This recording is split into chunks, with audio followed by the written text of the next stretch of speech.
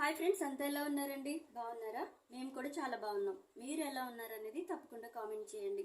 ఇప్పుడు నేను చెప్పే టాపిక్ ఏంటి అంటే, చాలా మంది లవ్ మ్యారేజెస్ చేసుకుంటారు. చేసుకున్న తర్వాత పెద్దవాళ్ళకి ఇష్టం ఉండదు కాబట్టి అదే ధోరణిని అలా కొనసాగిస్తూ ఉంటారు. వాళ్ళకి పిల్లలు పుట్టేస్తారు, అన్ని జరిగిపోతాయి. అయినా సరే ఇంకా వాళ్ళు ఎక్కడికి రారు, వీళ్ళు అక్కడికి వెళ్ళరు. అంత ధోరణి మెయింటైన్ చేస్తూ ఉంటారు. వాళ్ళ కోపానికి ఒక అర్థం ఉంది. ఎందుకు అంటే పిల్లల భవిష్యత్తుల మీద ఎన్నో కలలతో, వాళ్ళ పెళ్ళిళ్ళ మీద ఎన్నో ఆశలతో ఉంటారు.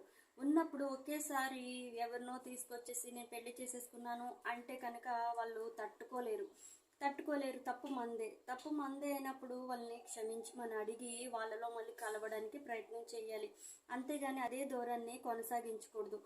లేదా మీ పిల్లల్ని తీసుకెళ్ళి నానమ్మ లేదా అమ్మమ్మ అని పరిచయం చేసి తప్పైపోయిందమ్మా అని క్షమాపణ అడిగితే వాళ్ళకు ఉన్నవి రాతి గుండెలు కాదు కదా, మనుషులే కదా, ఖచ్చితంగా కనికరిస్తారు.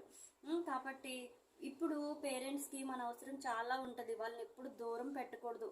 వాళ్ళ బాగోగులు, వాళ్ళని కన్నందుకు వాళ్ళ క్షేమ సమాచారాలు అన్నీ తెలుసుకుని వాళ్ళ అవసరతలో తప్పకుండా తీర్చాలి. ఓకేనా? అంతేగాని పంతలకు పోయి వాళ్ళు మాట్లాడక మీరు మాట్లాడక అది కరెక్ట్ కాదు. ఇప్పటికైనా మీ పేరెంట్స్తో మీరు కలవండి. ఓకేనా? బాయ్.